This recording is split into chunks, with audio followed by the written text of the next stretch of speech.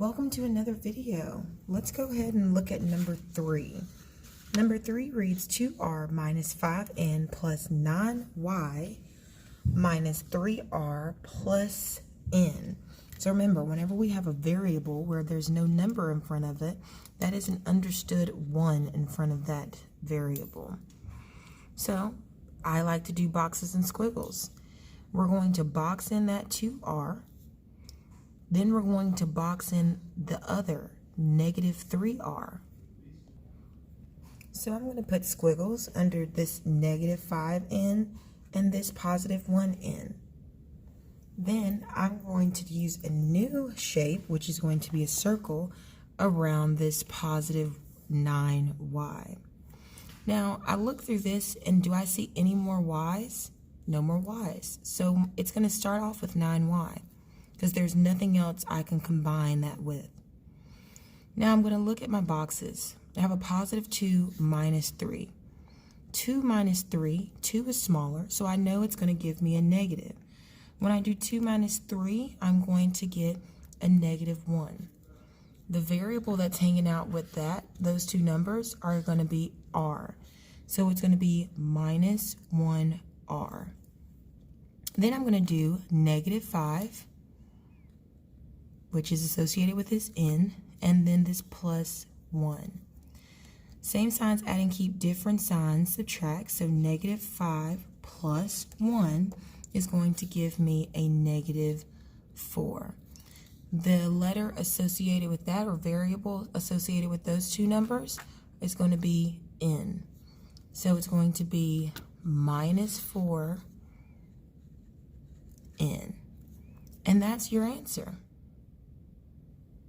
Let's look at one down here, which I know this one is pretty tricky.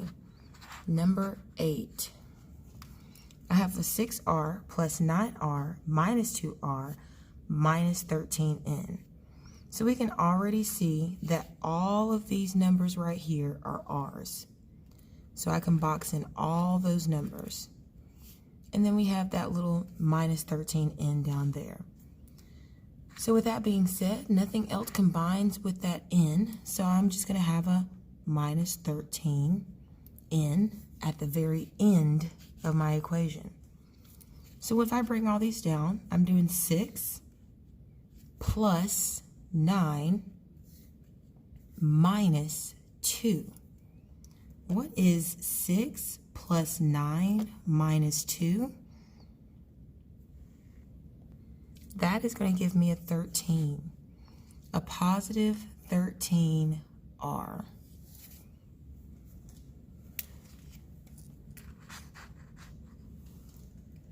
right, let's look at one more. Number 9.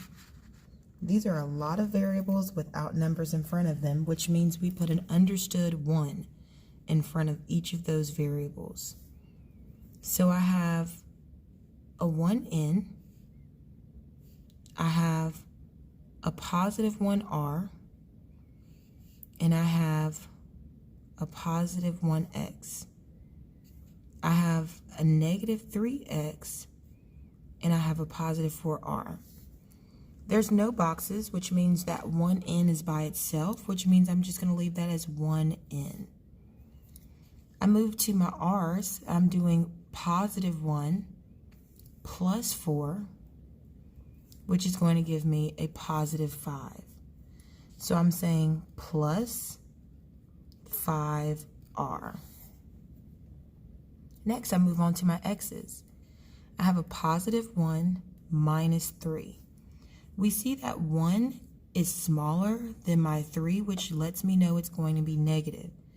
It gives me a negative 2. So the variable associated with that is x, which is going to give me a minus 2x. Tricky, but that is the answer.